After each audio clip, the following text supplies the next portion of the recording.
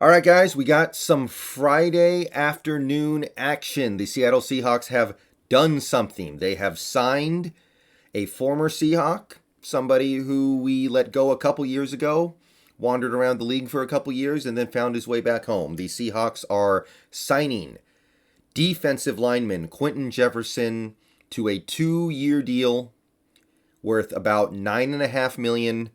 Escalators can make it go up to about 11.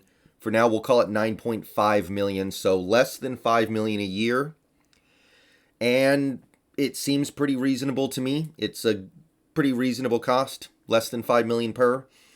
We'll see how the deal breaks out, but it wouldn't shock me if we were able to move on from him after 1 year if we don't like what we're getting.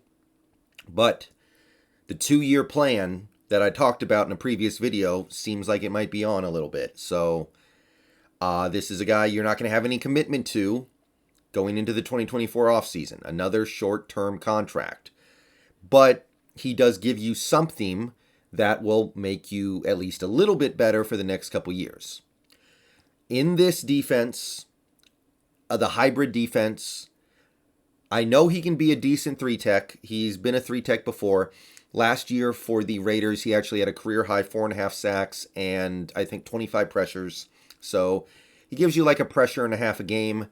In a hybrid, he would logically play defensive end. And I think he can handle that role. He's about 290 pounds, but he has the rush ability and the mobility, I think, to also move the little bit that you have to move on when you're playing that defensive end type role. So Quinton Jefferson is back in Seattle again, less than 5 million per. That first year cap hit is probably going to be somewhere around 3.5, 3.6. Wouldn't shock me if he did not stay in Seattle beyond that 1 year. But this is obviously a sign that Rasheem Green is not coming back. Probably might be a prelude to LJ Collier getting cut. And it's fine. It's obviously not going to change the world, but it is going to give us somebody who should be able to play effectively in the hybrid defense. He can either be a 3-tech in a 4-3. He can be a defensive end in a 3-4.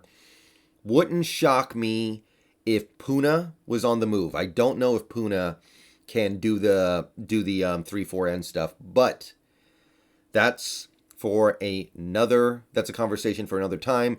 This defensive line starting to fill out a little bit. The ends, Shelby Harris, Kerry Hyder, and now Quinton Jefferson, maybe Puna Ford, but if not Puna Ford, maybe we bring in somebody new. But we'll talk about that when we get to it. So Quinton Jefferson is back. Let me know what you guys think. See you guys later. I'll be in stream rest of the day.